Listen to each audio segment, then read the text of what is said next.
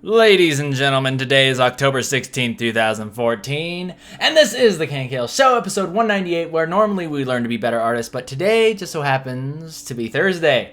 And on those days, we like to take a look inside of ourselves. We like to examine ourselves as artists, as human beings, and we like to continue with our quest to be awesome. And I like to kind of blab and flap my gums and try to give you guys a little bit of advice, and it's mostly just kind of things that I've been going through. Maybe you guys can relate to certain experiences I've been having. And today we're going to be talking about walking alone. Alone? All alone? I don't get to have any friends. I don't have a girlfriend. I don't have people that are interested in me. I'm all alone. And what happens when you get into that frame of mind, or when you're at that point of your life where you feel like you're just like your family they're still there, right? They didn't just disappear off the face of the planet. But let's say you moved away from your family and you're just getting started with your life, or you're becoming a man and you got your own apartment, or or you just broke up with your girlfriend and now you're all alone. And why that's a very, very important part of your life, or why that's a very awesome experience, a very awesome place to be in, and how they can help you out. All right, and I've got my little checklist here on my, this is a Tetris piece, right? Except this piece is a little bit longer than usual. But this is, in fact, my notes, and I'm going to go ahead and take a look at it. So, we're going to be talking about this because walking alone is something that I have been doing for quite a while. And the reason why I wanted to talk about this is because I am starting to realize the strength that I built over the years of learning to be okay with being alone, being by myself.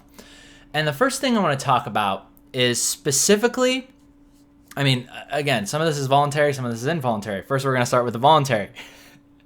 And that is, a lot of you know that I'm actually working for Riot Games again. I'm actually back on the team. I'm doing concept work for visual updates and just having an awesome time. And I get to work from home, right? I get to be my own boss. I get to report my own hours, and I get to just basically do whatever the heck I want. I just get to do my own thing. And that's freaking awesome, right? But the reason why I am able to confidently do that, and the reason why the company trusts me to be my own boss and to basically create these concepts, I submit them over to them, and they love them basically from just like when I submit it to them, they love them as final, right? They barely have any feedback. It's like, oh yeah, just fix this and this and this, just like little tiny things, and then I fix them within like 20 minutes. Sorry, I don't know why that timer was going off. But anyway, so I've noticed that I've gotten this strength from something. And I thought about it like way back to the day when I was working in the office, in the studio, and how I just really wasn't satisfied. There was something inside of me that wasn't being satisfied by working in the office every single day.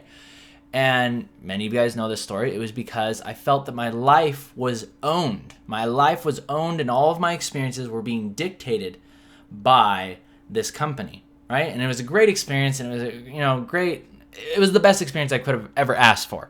And that was the other reason why I didn't just quit and then go somewhere else. Like, I didn't quit Riot and then like hop on over to Blizzard. All the people from Blizzard were quitting and coming over to Riot, so why the heck would I do that?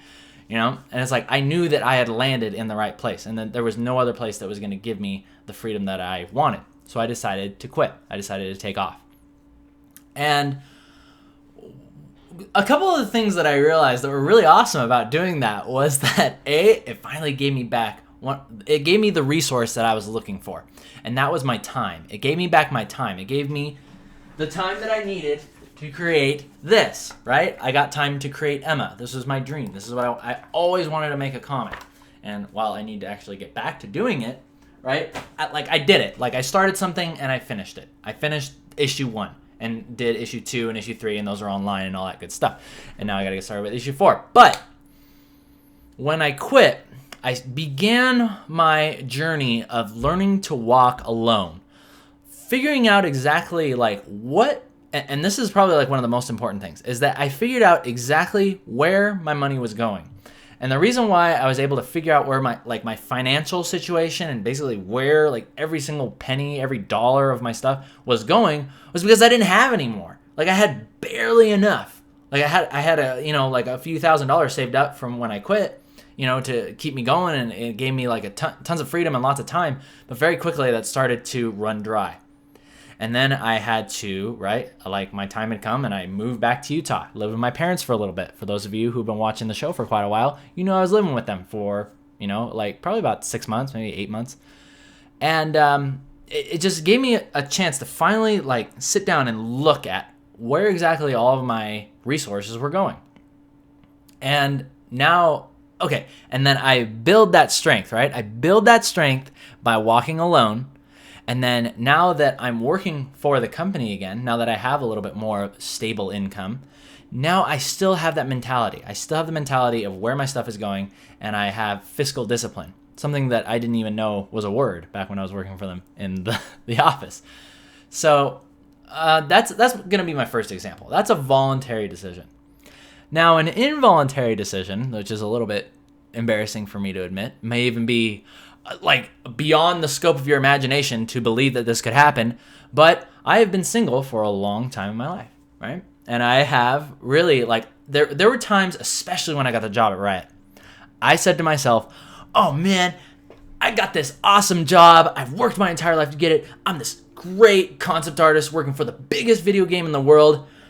Where's my lady, right? Where's my girlfriend to come share this experience with me? Because I felt like there was a part of my life that was just empty and that I needed that. I needed that woman to be there with me. So that way I could be like validated, say, yes, this is what a man does. This is what a man gets, right? When he becomes this, he becomes the artist, or he gets what he always wanted.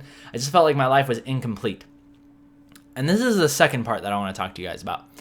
And this has to do with developing a crutch.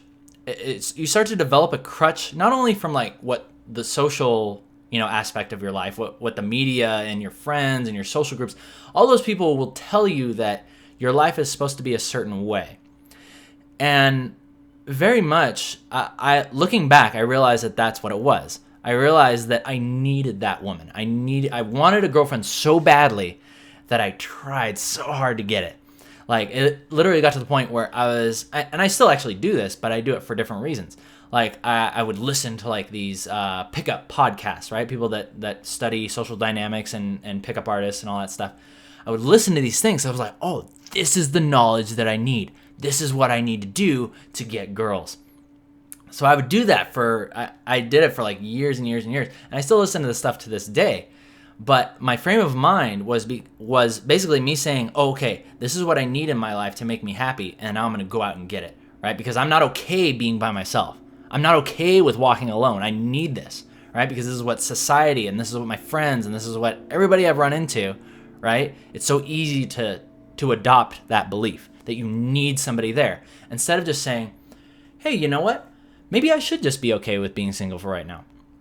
Maybe I should take some time to develop a relationship with myself before I try to develop a relationship with somebody else, right? And I've heard people do this all the time. Like, this totally cracks me up, because I've seen some of my friends do this thing where they're like, yeah, you know what? I don't need a woman. Or if they're a girl, they're like, yeah, I don't need a man in my life. I'm just gonna date myself. I'm gonna just like go to the movies by myself. I'm gonna go out and buy things by myself. I'm gonna do all these things that I would normally have a boyfriend with me. I'm just gonna go do it by myself.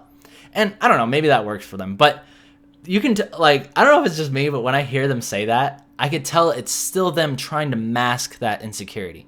And maybe it's like the fake it till you make it thing, whatever works for you. Like, if that really does work for you, then that's fine.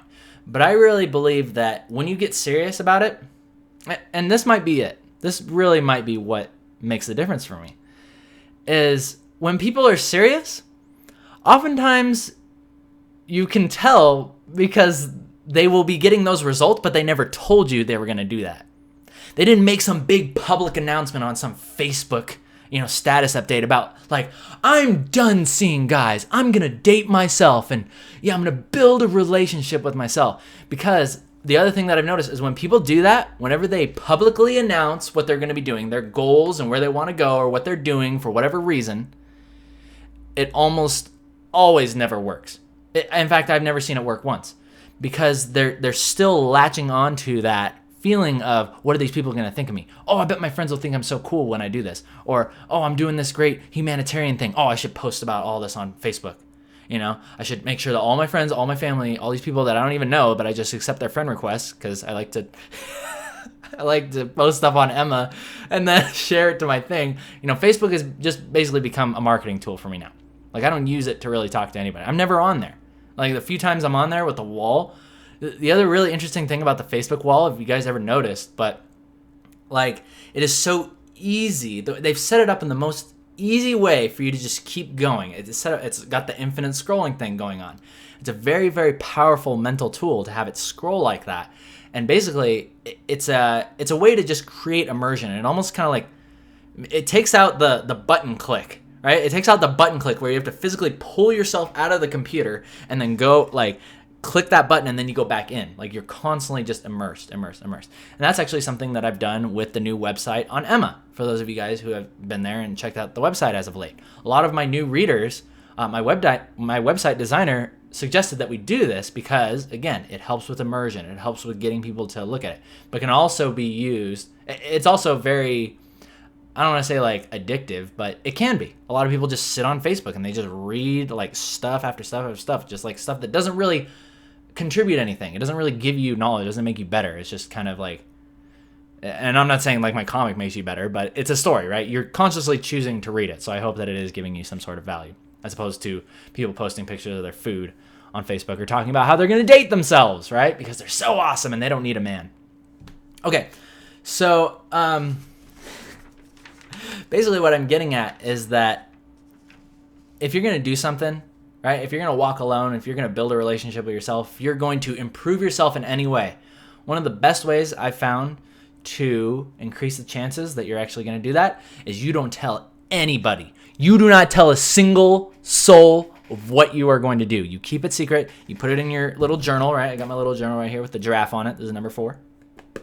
A lot of you guys, I suggest you guys get these. They're really awesome tools. Get your journal. Write it down in your journal. Don't tell anybody about it. Only maybe like your closest friends, but never post it on Facebook. Never do any of that stuff, because it just makes you look dumb, and people, like, subconsciously they can tell you're not going to follow through with it, or you're doing it for the wrong reasons. So don't do that crap.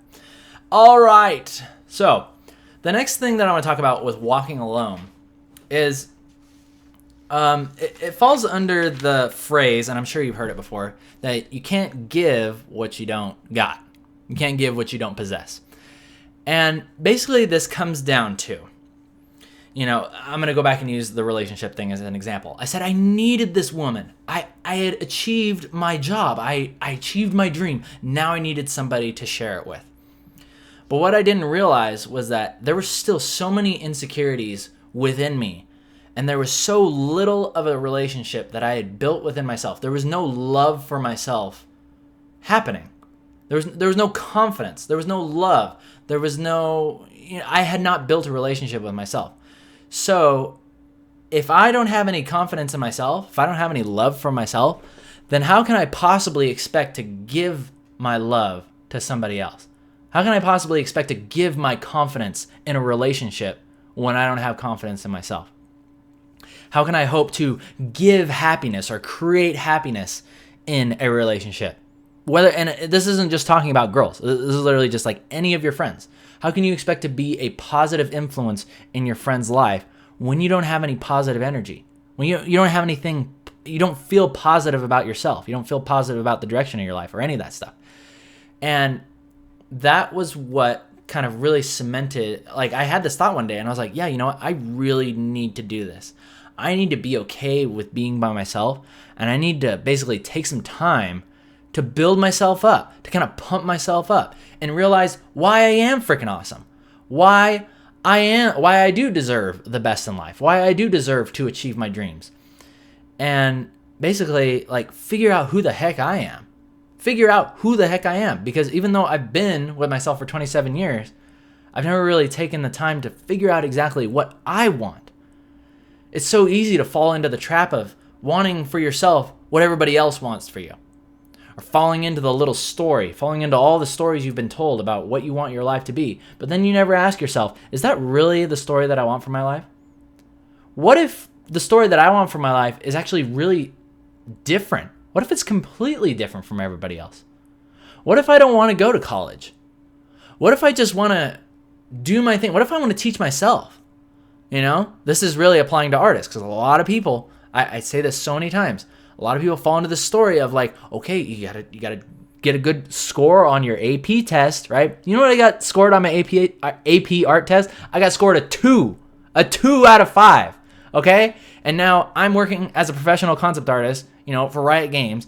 And can you imagine what I would have said, like what kind of, or where I would be if I would have said, yeah, you know what, I'm just not that good of an artist because, I'm in this AP art class and this guy over here, he got a 5 and he's so good and I just got a 2. Like maybe I'm just not meant to be an artist. Maybe I'm just not meant to be it. And then I stopped.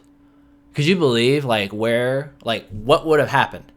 How that would have changed. All the splashes that I would have made for League of Legends, they wouldn't exist. They wouldn't be there. It would have changed the future forever, right? But because I had that feeling inside of myself, that I knew I was going to do it. I knew I was going to make it happen from day one and not listen to what, my teachers told me if it was something negative or, like what some freaking AP art judge my portfolio on, or the fact that you're not going to go to college and get a degree.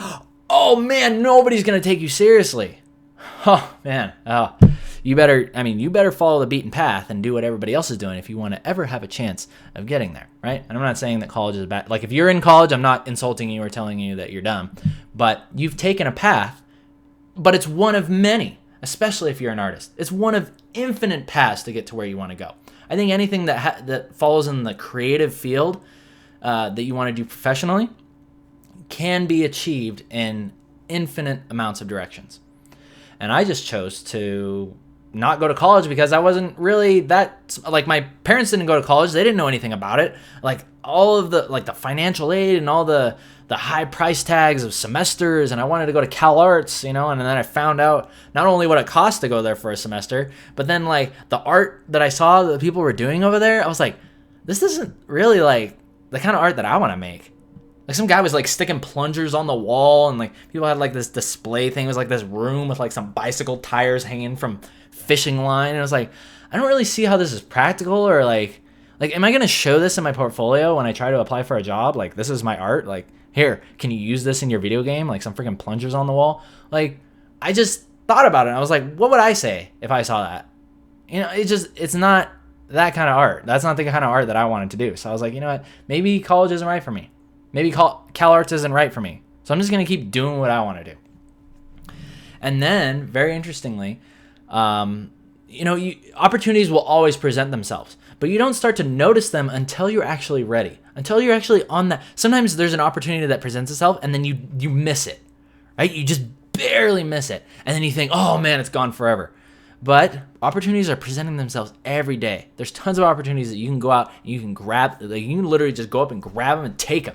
Right? They're just waiting there for you, waiting for you to go get them. So, don't get so butthurt if like you feel like you missed an opportunity because they're everywhere. And there's an infinite amount of ways for you to get to where you want to go. Okay. So anyway, I don't know how I got on that tangent from getting, can't give what you got. But the point is that when I took that time to be by myself and to cultivate that relationship with myself, to find that love within myself, find that confidence, like, some of my friends come up to me and they say, Keenan, how are you so confident with the way that you look? How are you confident with it? How am I confident? I'm like, I'm confident with the way I look. I didn't think I was. I never really thought I was. And here's the interesting thing. When I was back in high school, I don't know how many of you guys do this. Maybe some of you guys do this. But every time I'd be walking by, I'd be walking down, right, the little aisle or whatever, and there's like a classroom and there's a window. Right? And they have like those tinted windows so you can see a reflection in them. Every time I'd walk by one, I'd be like, and I'd like fix my hair and like kind of like look at myself, kind of fix myself, make sure I'm looking good. And I was like really insecure about the way I looked. And I was also really insecure in my relationships. Like my girlfriends, I feel terrible for them because I was so controlling and so jealous that I wouldn't let them talk to anybody. I'd be like, you can't talk to that guy because he's better looking than me and I might lose you. This is what's going on in my mind. But I'm like, he's bad. Like, you can't talk to him. You can't hang out with your friends. You can't even say anything. Like, you can't even say like a compliment about another guy, much less look at him. And like I said, I feel terrible for my ex-girlfriends. If any of them were watching, I do apologize. But I doubt they're watching. But like, I realized looking back that I had a lot to learn. And I still have a long way to go. But when I took that time to walk alone I realized, hey, you know what? I need to understand that if my girl or my friend or anybody is going to walk away from me, walk away from that relationship, it's either because I deserve it or where they're going, it's better for them. So why shouldn't they do it? Why shouldn't my girlfriend go for another guy that's better for her? You know? It's like, but the interesting thing is that once you take on that mentality, people absolutely love you. When they understand that you are okay with them walking away, or that you understand if you find something better, you can go for it. Once you have that confidence within you, just because you have that mental attitude, I'm telling you, it seems so counterintuitive, but because you feel that, it's almost like, oh my gosh, he's so confident. Oh, I gotta be with him. I've got to, like, friends, people just get drawn to you because you're okay without them. You will make it work without them. And the reason why you have this mentality is because you've taken the time to walk alone. You've taken the time to figure out who the heck you are and build that confidence within yourself, to look in the freaking mirror. And even if you got like a freaking belly, like seriously, like I look in the mirror and I got like this stomach. Look at my stomach. It kind of like sticks out, right? But I look in the mirror and I'm like, yeah, I like that. Yeah, I even like stick it out even further and I'm like, yeah, I love my belly, right? And you just got to be okay with everything that you have, right? You can, of course, you want to improve yourself and you want to, work out and get fit and all that stuff and eat healthy, but you're never going to do those for the right reasons unless you're okay with yourself in the very beginning. And when people can sense that you're okay with where you are right now,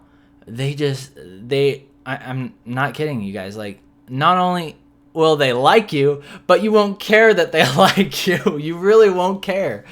And that there's so many like laws that go into this. It's really funny. Like, just like, you ever notice the people that get all the recognition? They never want it. They don't care about it. I'll never forget this conversation that I had with Brandon Beck right before I quit Riot Games. For those of you who don't know Brandon Beck, he's the CEO of Riot Games. Okay, so I was talking to him right before I quit. And I remember picking up a copy of Forbes magazine, and that was the issue where they talked about 30 under 30. The 30 most successful people under 30 years of age. And guess who was in there? Not only my good friend Day 9, but Brandon Beck was in there. And I was like, oh man, that must be so cool to be in this magazine. Like, how cool would that feel to get this recognition, to get this validation that this person is a success? I bet Brandon Beck feels so good about that. And I decided, since I was quitting, I might get like a last wish. I mean, Brandon Beck and Mark Merrill, they're both really cool guys. I'm sure they would have taken time to talk to me anyway. But I knew that I had that confidence because I didn't have anything to lose. You know what I mean? I was like, what's the worst he's going to do? Like, get insulted that I ask him a question and fire me, right? I'm quitting anyway. So I went up to him and I was like, hey, Brandon, can I talk to you real quick? And I was like, I need to talk to you right now. It'll just take you a couple minutes. And, at first he was kind of like he looked at me and he was like, man, I'm surprised he just came up to me that confidently, and he just did what I said, right? Because I stepped in there and I let him, right? I was like, hey, I need to talk to you real quick. I need to talk to you for a couple minutes. Please talk to me. It needs to be right now. Please talk to me. And so we get into his office, and I'm just talking to him about the experience, telling him I'm thinking of quitting, right? But then I bring up the Forbes magazine thing. I'm like, Brandon, I got to ask you something. How cool does it feel to be featured in this magazine? And he looked me dead in the face, and I will censor what he says, obviously, because this is a kid-friendly show. He says, Keenan, I could not give less of a crap that I am in that magazine.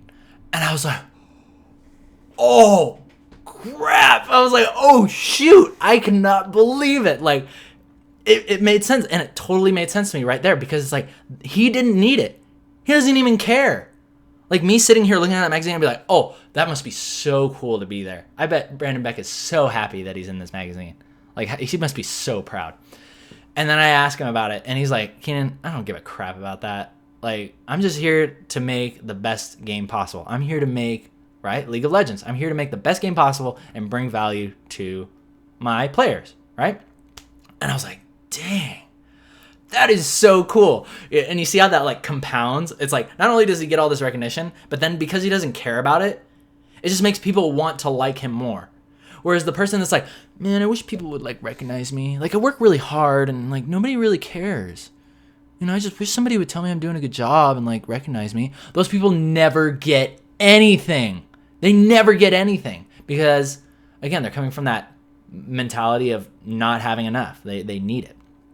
But if you take time to walk alone, which I'm sure people like Brandon Beck and Mark Merrill and Day 9 have all done, they have that confidence within them, and then they can make stuff happen.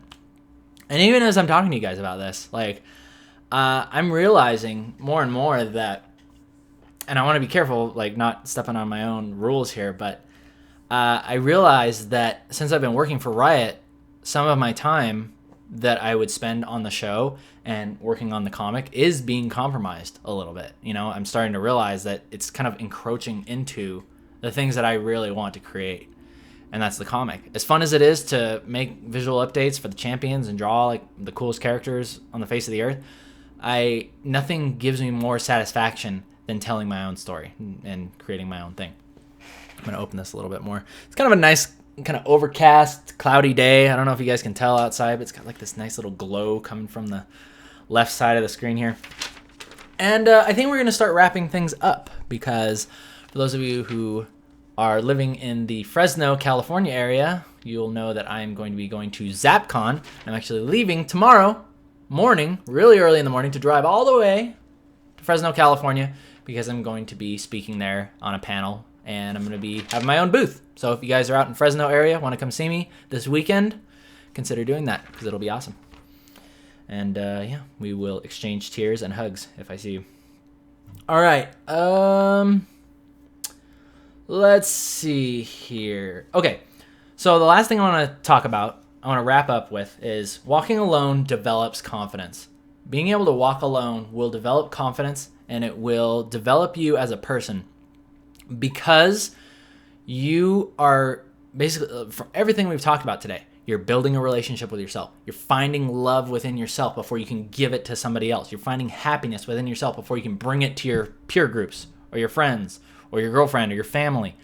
You're finding all those things within yourself, and you're building yourself up so that way when you present yourself in any relationship, whether it's business or intimate relationships or friendships, you're always presenting yourself as a complete person. You're always presenting yourself as a complete person. You're already at 100%. You're not approaching it as like, oh, I'm like this little half person and I need this other person to come in and complete me. To give me what I'm missing. You're no longer doing that. Because people that do that, as soon as they split apart again, right, they're just torn in half, literally. They're now operating again at 50%. And the most terrible thing that happens is when this happens, they very quickly are looking to like get back to it, right? They're rebounding. Right? They call it that for a reason. They're rebounding back into the relationship to try to find something to complete them again, to give them that feeling that they were validated. Instead of breaking up and realizing, A, that it's painful, but that you've been alone before and that you can do it again, right? So, anyway, I want to encourage you guys that if you ever feel like you are alone or that you're underappreciated or any of that stuff, I want to challenge you guys to take a look within yourself and begin building yourself up, building those feelings of happiness, the feelings of confidence, the feelings of love for yourself. Even though you might, and I'm going to warn you, it's going to feel a little bit weird. You're going to feel like, oh, I shouldn't be proud. I shouldn't be, oh, I'm going to be a narcissistic, butthole, right? I can't do that. I can't be that way. And and it is going to feel really weird. But I think it's, the reason why it feels weird is because so many people have taught you that it's not okay to be happy with yourself. It's not okay to be confident with yourself. It's not okay to love yourself. Just the thought of that, even saying it, you hear that connotation of like saying that you love yourself. Like that's taken on a very negative connotation over the years of existence or whatever you want to call this. And I think there's a real problem with that. I think there's a serious problem with that. I think everybody deserves to have confidence in themselves, to look at themselves dead in the mirror and just accept what they got and be like, yeah, you know what? I'm okay with myself, right? And I deserve the best. I deserve to have the experiences and the job and create the things that I want to create and have the group of friends that I deserve to have, right? And build myself up. That way I can bring something to a relationship instead of like needing something from somebody else, bring what I have and like the abundance of the emotions that I have into that relationship, instead of trying to leech off of somebody else or leech off the company, leech off the woman, right? Or if you're a woman, leech off the man. Or if you're a man, you know, of that orientation, leech off the man. But anyway, you know what I'm saying. Oh man, this is so funny.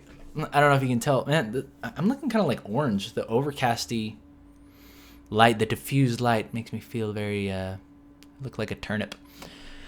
But I'm okay with that because I own it, and I'm the best looking carrot you will ever see. Best looking carrot. Kid you not. All right, so we're gonna go ahead and wrap that up. Thank you guys for joining me once again for another Thoughtful Thursday. I want you guys to know that you are beautiful. You should be very confident with yourself and all your skills and all that good stuff. You guys take care. Until next time, see ya.